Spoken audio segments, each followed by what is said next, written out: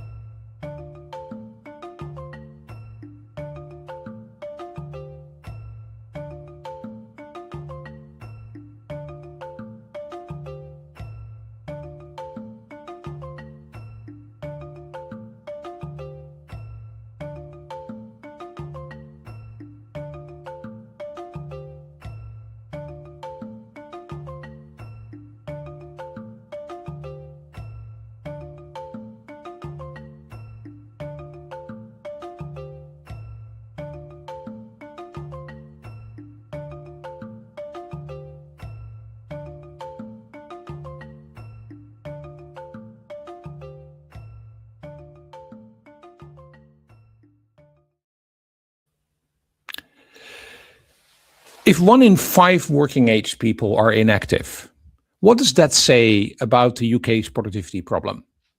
Why does ill health push so many people out of work in the UK, but not in peer countries? Is economic activity really a health crisis or a failure of how we design and manage work? We're going to find out. Welcome to Productivity Puzzles. Ask the expert.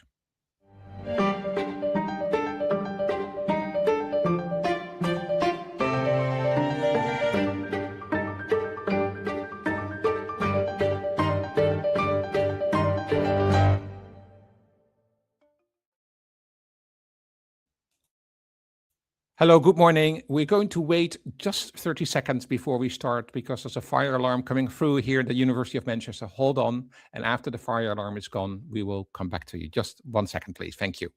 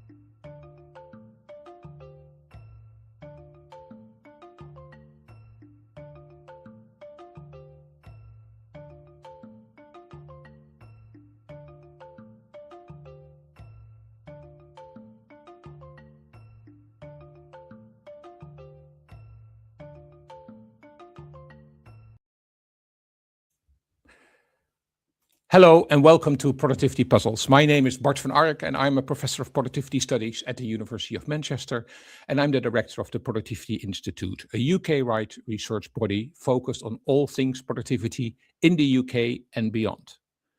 This is the final episode of a special series of webinars during National Productivity Week 2026 Each one a conversation with an expert exploring how productivity shapes better outcomes for firms, people, and places.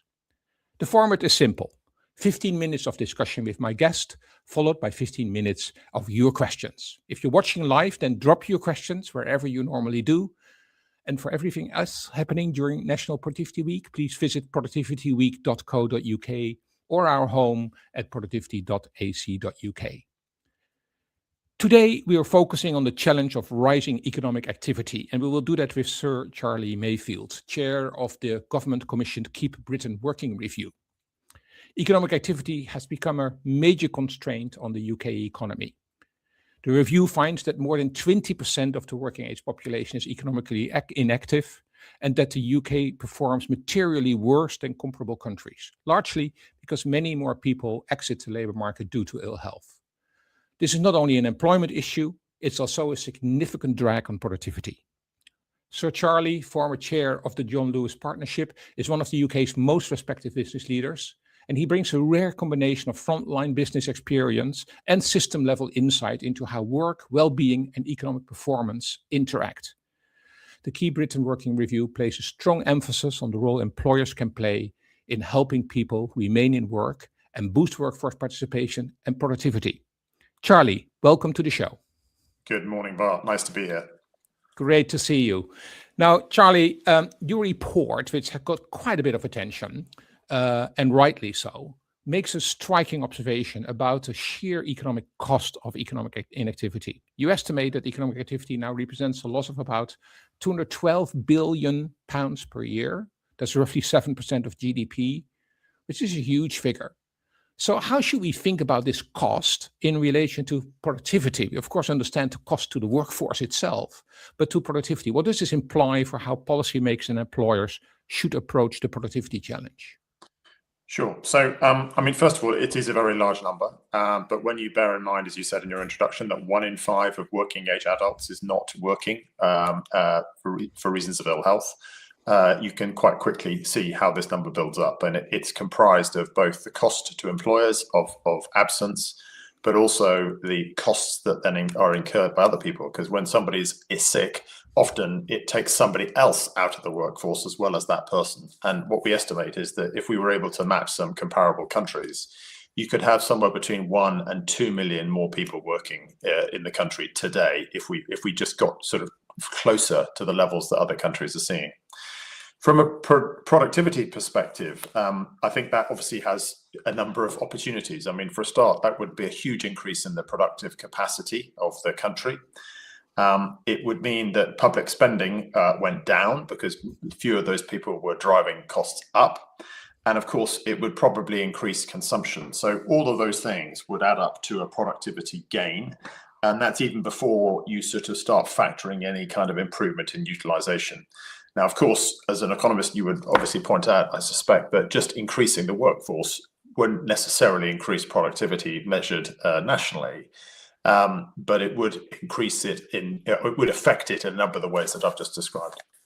Yeah, it would just unlock a potential that is there for bringing people back. And I'll come back to the productivity question of those additional people coming back in a second. But first of all, I want to go to this critical point that I also made in the introduction. You assign a central role to employers in addressing the risk of economic inactivity. And I think that's a very novel approach, because we quite often look at government, and surely you also think a government has a role to play, but you explicitly state that employers must lead.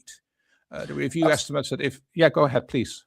Yeah, no, well, yes, but so let me just explain that. So essentially, what we're saying, health is not something that suddenly happens to people. Health tends to build up over a period of time, and yet in this country, there is too much of a norm whereby health means when it gets to a situation which is so acute that you need to go to your GP.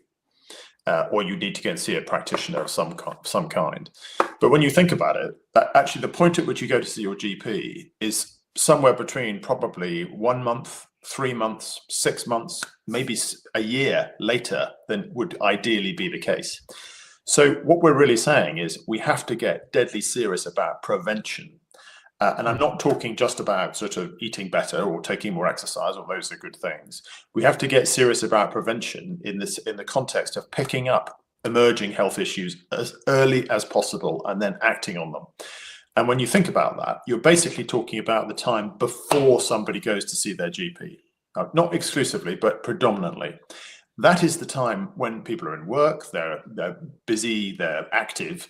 That's the opportunity, and that is the space that employers are operating in. And so what I say very clearly in the review is we have to get employers on the pitch. But what I want to be clear about is that we've actually said a number of things. We said employers have to be on the pitch. We've also said that employees have a key role to play, and I can come back to that in a moment.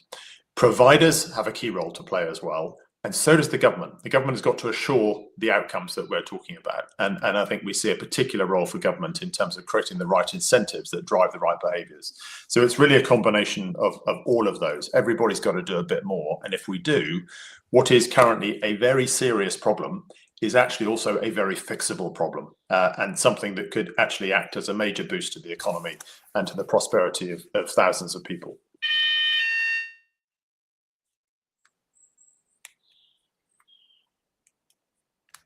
My apologies for a brief break here. Charlie, but you do say that employers need to invest around 6 billion, or if they would invest about 6 billion in workplace health and related initiatives, we would gain as much as 18 billion. So it seems to be a bit more than just be observant of what is happening to your employees. There has to be some real action on the side of employers to make this happen, right? Yeah. No, I'd be very clear that we absolutely feel employers need to do more. I'd make a couple of points. I mean, first of all, a lot of employers already do a lot, and they're spending quite significantly. And what we have seen is a lot of evidence to say that when employers do invest in health outcomes or improving well-being of employees, the returns on that investment are very good. They're anything between 7 times. And I've seen figures as high as 15 or 16 times. So there's actually a very good return on investment argument there. But of course, not all employers are doing that. And what we're essentially saying is we do need to reach a position where more employers are playing on the pitch and helping us to achieve better outcomes. We're absolutely confident that those individual businesses will see benefits from that. But the benefits will be bigger even than what those businesses see because of the effects down the track and in terms of on the economy as a whole. And the 6 billion we're fairly confident of. We think that actually, and if you take that across the entirety of the UK workforce, it's actually not a lot on a per person basis. We need to get scale economies working for us, and we're thinking about how we can do that. The 18 billion is to be perfectly honest, is I think a fairly prudent estimate, and we believe that there could be a much greater gain to be had. I mean, if you put the 18 billion alongside the 200 billion that you started off with, you can see absolutely that it's a relatively small proportion of that total. And my aspiration would be that we could do a lot better. Now, as you say, the review does place a lot of emphasis on the need for collaboration between employers, government, communities, employees, as you said. That's essential. And that suggests that it's not just a problem of individual behavior or firm level decisions, but it's a wider system issue as well. So where do you see the sort of biggest structural gaps or system failures, if you like, that are currently holding back workforce participation?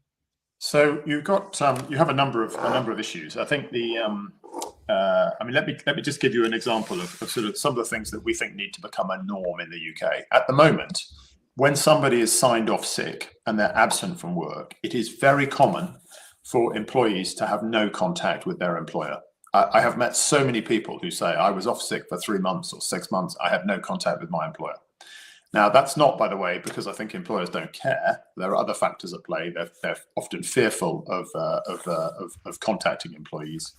But it's crazy. I mean, the idea that someone could be away off sick and then have some serious condition and then they're expected to snap back into work as if nothing's happened after 3 months is just nonsensical. So one of the things we're saying is, look, we have to have a norm in the UK, which is that period of time is more actively managed, and there is a return to work plan that's developed with employers and employees and supported by workplace health professionals in order to manage and achieve much more successful return to work rates.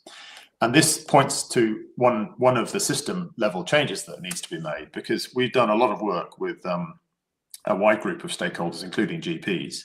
And the fit note is something which is spoken about quite a lot. 93% of fit notes that are issued say people are not fit for work. And the reason is actually fairly simple and pretty predictable. If you think about what a fit note is, it has two components. Essentially, you're asking the doctor to say, what's wrong with you and how do I get you better? How do I treat your illness? But you're also asking them at the same time to say, and to what extent can that person work while they're getting better from their whatever their health condition is? The GP, the first part of that is absolutely the GP's role. The second part of it is something the GPs can't really do because they don't know whether the employment context is supportive or not. They don't really have a detailed understanding, and they don't have the time to get it about what is feasible in that context. And as a result, they don't do it. So what we have is we have a situation. One of the reasons we have this absence is you get people with repeated fit notes, and it creates distance and just at a point when you don't need it. So we have to change that. And one of the things we believe we can do is by working with providers and with employers, we could probably develop, we will develop the concept and indeed the practicalities of how you could have a return to work plan, which does the second part of that in a thorough and appropriate way, which protects the interests of all the different parties and ensures better outcomes. It's just one example of the kinds of changes that we need to make. Yeah. Now, the report, as you rightly say, it's quite a lot about prevention, avoiding people getting out of the workforce. But of course, we also know there's a lot of people already out of the workforce that we want to bring back in. And that really goes to the point that you alluded to a little earlier, that quite often is a group that will need some time to really raise their productivity. The first thing is actually to get them back into a job. And then the next thing is to actually begin to think about how can we make them a productive member of the workforce. And that will also require quite significant investments. Indeed, the immediate productivity effect of it may be very limited. So what will companies need to do in order to also be a place where they can be a place where those people have been out of the workforce for a while come back in? So we're essentially developing, and I should say we're doing it with employers. So one of the things that we've done as part of the Keep Britain Working is we've recruited what we're calling Vanguard employers. We've got well over 150 of them. They are some of the UK's best and businesses, large and small. And we've got, I think, getting on for 2 million employees covered by those 150 employers. And we've got many, many more SMEs as well. And so what we're doing is we're working with them to develop what we're calling a healthy working life cycle, which is essentially, you join an organization, what do you need to do at the point of joining that helps to support better health outcomes? You have a period where hopefully you're healthy in work. You have a period where sometimes you'll get a health condition and we want you to stay in work and figure out how to support you to do so. You have a period when perhaps you're absent from work and you need to be supported to return successfully. And essentially across that spectrum, what we're doing with employers, we're saying is, right, what would make the biggest difference around prevention, for example, in that first phase? And we've just done 4 employer-led sprints, which are looking at different parts of that healthy working life cycle to really flesh out and develop the content. And one of the things that's coming through pretty consistently is the importance of having visibility and data and early indications where somebody's got an issue. And if you think about the people you're talking about who perhaps aren't in work and we need to get into work, very often that cohort will have some vulnerabilities or there'll be some reason why they haven't been in work. So very likely when they come into work, they will have some condition or something which might make them vulnerable to then falling out of work if the environment they're coming into is not supportive. And so what we're seeking to do is obviously we're focusing on the people who are in work and trying to keep them in. But I'm absolutely sure that the work we're doing will be very supportive of people who are coming into work and create a better receiving environment, which hopefully means more of those people will stay. Yeah. So final question, and there's a pre-submitted question as well, which I'm going to address. But one final question from me is small, medium-sized enterprises. This is really important for as well.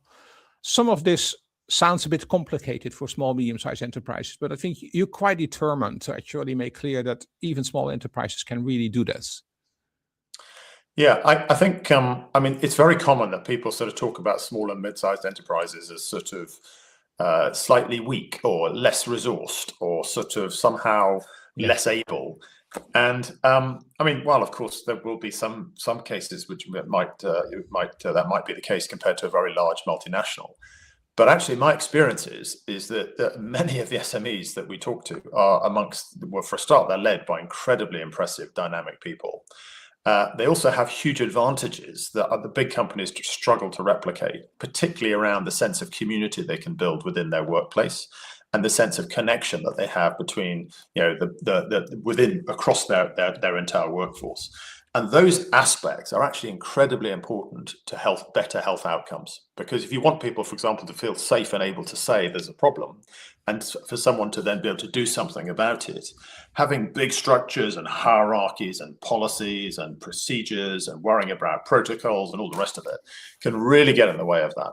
So, we have. I'm pleased to say we've got some fantastic SMEs as part of our vanguard. They're some of the best contributors. They're doing some great work. And actually, what we find is that when we go out and talk to people, it's quite funny. We find the big companies worry about the small companies, and the smaller companies worry about the big companies. So, we're absolutely determined to. We have to solve this for everybody, but we have to focus particularly on doing so for SMEs. Yeah, and I think it also makes the point that this doesn't always have to be a very costly thing. I mean, No. a lot of this is also about culture in the organization, right? And focus on your employees. So yeah, there's a pre-submitted question here. 964,000 people were out of work with work-related anxiety, depression in 2025, according to the Health and Safety Executive. That's an increase of 188,000 from 2024. To what extent do you think the evidence of a 4-day work week could reduce stress, burnout, fatigue, improve sleep, all leading to improved health and well-being? Is Charlie not hearing me? You broke up. The line broke up slightly. I got the gist of it though. So I think it's quite possible that a 4-day week might help because it gives people more flexibility, and there is no doubt that having flexibility does help with workplace stress. But it's also worth pointing out that it's not necessarily the flexibility people commonly think. It's not necessarily the fact that you work only on a Monday, Tuesday, and a Wednesday.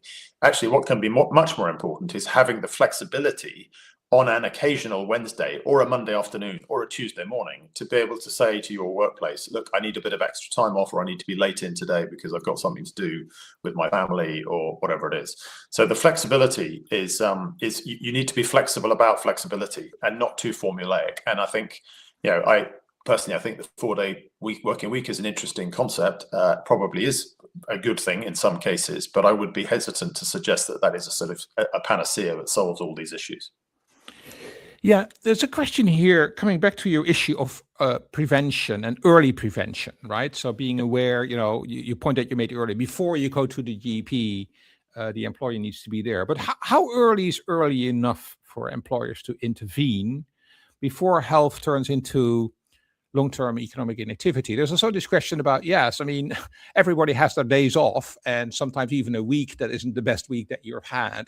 So to what extent should we not also over-engineer the problem, if you like? So what is the right time and the right feeling around that prevention? Well, there's probably two angles I'll take to that. So first of all, imagine a scenario where you've got a young person joining the workforce for the first time. And maybe they lack social confidence and they've never been in work before. This is a new experience, so they're probably a bit nervous about that. And they join the workforce. And if they have a series of bad experiences, or they don't feel welcomed, or they feel sort of their personal self-confidence gets dented a bit, they can end up on a slippery slope. And then sometimes they might be late. They might just their performance might drop a bit. They get disciplined. They end up leaving the company. They go to have another bad experience and another bad experience, another bad experience. And then lo and behold, they end up sort of thinking, well, I've actually now got a diagnosable condition, which is called generalized anxiety disorder or something. Exactly the same person, could join that organization. And let's imagine if they're late one day for work. It's incredibly important that the boss or their line manager says, it's not okay to be late for work. We need you here on time. You're part of our team. And if you're late, you're going to diminish the ability of the whole team to deliver its results. Equally, if that person then comes in on time the next day, it's just as important for that line manager to say, thank you for listening to me. I really appreciate that. You are part of this team. We want you to be here. We want you to succeed. And now let's get on and do a great job. Now, that is an intervention.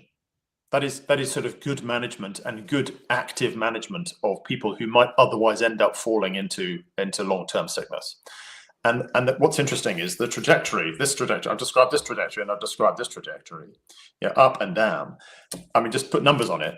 This trajectory costs the state ultimately over £1 million over the course of a lifetime in terms of welfare benefits, and 180,000 young people have fallen onto that in the last 4 years. This trajectory means that people, even on a fairly low average basis, will earn over £1 million in the course of a lifetime. So there's a £2 million difference between those two trajectories. And actually, the determining factor is very often what happens in the workplace. So this is an example of where there's the opportunity of prevention starts on day one, and it exists out throughout the entirety of somebody's working life. If you go to another end of the spectrum, if you look at when someone is sick, because we do get sick, people get ill and they have time off work. One of the things that we are looking at the minute is when is the point where that moves from being sort of not something to worry about to being something to worry about. And we think it's probably between 2 and 6 weeks. And therefore, what we're probably going to be looking at is whether we should be saying for the healthy working life cycle, once somebody's been off sick for 2 weeks, they must have a meeting with the employer and with a workplace health professional in order to agree a return to work plan. So that would be an example of a more sort of hard-edged intervention. But what's interesting is in some of the work we've done, we've got some of our vanguards are providers as well, and they're very active on this. Some of them are very passionate. I've had people saying to me that day one of absence is a key moment that you should jump on. So you shouldn't just say, oh, it's a day of absence, don't worry about it. What you should as an employer be doing is saying at the first sign of absence, you should be asking the employer if there's something wrong that they could help with. Is there something that we should understand better? So these are just examples of where there's such an opportunity in the community of the workplace to intervene early and to make prevention something which, frankly, the NHS can only ever dream about. You can never get near that with NHS. But in the workplace, you can do so much more. And that emphasizes again the important role of employers in this respect. So, a question from James. Hi, Sir Charlie. The Vanguard program on the prevention side sounds very interesting. Are there any publications out about this work yet? Where can we learn more? Are there any interventions on the return to work side in development? So, we published a sort of story so far publication about 3 or 4 weeks ago, and it's on the website. So if you go and look at the Keep Britain Working, you'll find it there, which gives you an update both of what the work streams are, who the vanguards are, what the sprints are. We are literally just finishing now. In fact, they finished last week. The 4 employer-led sprints, and so we're assimilating the output from those, and we are developing our sort of MVP, if you like, sort of what the position is around each stage of that life cycle. And what we expect to start doing is from about the middle of May, probably 3rd week of May, we will start then to share the output with our vanguards, expressly with a view to getting constructive feedback on what we've got to, because the employer sprints have included about 5 to 10 employers, and there are many more vanguards. And what we want to do is use the vanguards to test the output so we can then develop it. We'll then be running more sprints. We're going to run 3 cycles of sprints this year, get to the end of the year, and have hopefully a really well worked up brief. We've only got a few minutes left, but there are 1 or 2 questions that we probably can still squeeze in. So a question from Mark. At the system or policy level, what would be the first thing that could be done that drive firm level behavior around this whole area?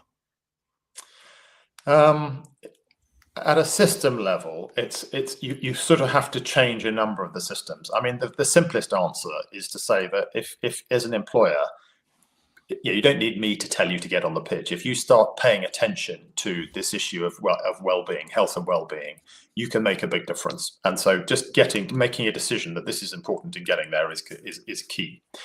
The second thing I would say is measurement. Measure this, measure your absence rates, measure your return to work rates. It's amazing how even businesses that are actually very good and very active around handling ill health and well-being in work, and many do not currently measure the success of their return to work plans. That's a really good thing to do if you're, again, an organisation of any kind of scale. So I would say those 2 things. Down the track, there's lots more, and we haven't had time to get into the incentives, and it's perhaps a bit too early, but we will need to get to that in due course. Okay, I think last question. Do we need to rethink career structures and job design across the life cycle to reduce exits later in work life? It's a really interesting question, and I think one of the areas, I mean, when you look at what's driving inactivity at the moment, there are 2 big drivers. One is young people with mental health issues, and the other is older people with musculoskeletal issues. I've talked mainly in some ways about the former, but the latter are just as important. And what's interesting is, one of the things we're doing with the industrial strategy work is basically saying to the sectors involved, you need to think within your workforce plans about how you can increase the tenure of older workers in your industries. It's very much in their interest. And actually, it's very consistent with everything that we're proposing within the Keep Britain Working in terms of the interventions that would make the biggest difference. So, if we could add a few years, it would be really excellent for the economy and for those individuals. Maybe the very last one, and then I'll let you go, Charlie. George is asking a question. What would be an effective return to work plan look like, and how would this vary by length of absence? Yeah, so again, we want to be... We're doing some really interesting work on that at the moment, and I think the short answer is we think it needs to be kept as simple as possible. And also, what we think is basically employers are probably best positioned to decide the exact format of a return to work plan. But fundamentally, it includes a number of components. I mean, there needs to be a conversation. There needs to be an understanding formed between the employer, the employee, and the workplace health provider, and we're working on that as well, which reaches an agreement which says that this person who's been off sick will return to work in the following way. It might be phased, it might be with some additional support, it might be with the odd check-in periodically, but fundamentally it's a conversation and agreement. And that's essentially what we're going to be proposing. And I don't think people necessarily need to be told or be given a prescription to say how you have a conversation or an agreement. The key thing, it needs to happen. And then one of the things we will be saying is we want to measure more reliably and more consistently how we do it. Sir Charlie, thank you very much. You have a busy day ahead of you, so we'll let you go, but more to discuss later. Bye-bye. Bye. You can access the Keep Britain Working final report from the show notes. We also include some commentaries on the Keep Britain Working report there as well as a link to some earlier podcasts with Charlie Mayfield, also with Chandra Velu, who we spoke to earlier this week on business model innovation. This webinar will be posted as a podcast later today. Also, all the other webinars of this week are already available as podcasts. So if you want your colleagues to listen to it, or your friends, or listen one more time yourself, please let them know. Now, this is the last webinar of 5 on the Ask the Expert series during National Productivity Week. We would love to hear any feedback from you. Maybe we'll do more of those in the times to come. You can download all episodes from your favorite platform. And of course, our regular Productivity Puzzles podcast series will continue. You can sign up for those through your favorite platform to make sure you also don't miss out on any future episodes. And Productivity Puzzles was brought to you by the Productivity Institute. And this was me, Bart van Ark at the Productivity Institute. Thanks for listening. Have a productive day and a restful weekend.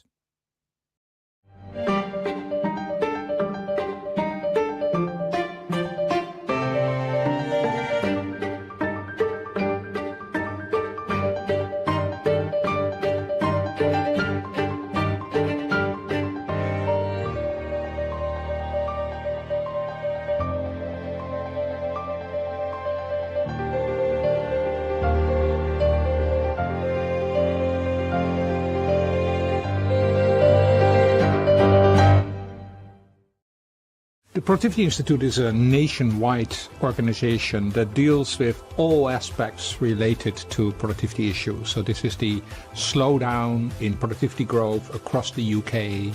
It is about the performance of businesses in order to try and increase their productivity in a very challenging environment. But it's also very much about how businesses perform in a place context, like, the town or the city or the region they're operating in. So it's very much about dealing with issues around investment in skills and in education of your workforce. It's about leadership and management. It's very important about digital and innovation and all aspects that are driving the productivity performance of a business. And the real advantage of joining this course with the Productivity Institute is that it gives us access to a very wide range of experts in this area, because the Productivity Institute covers 8 universities across the UK. So there's a lot of brain power and expertise that we can bring to the table here.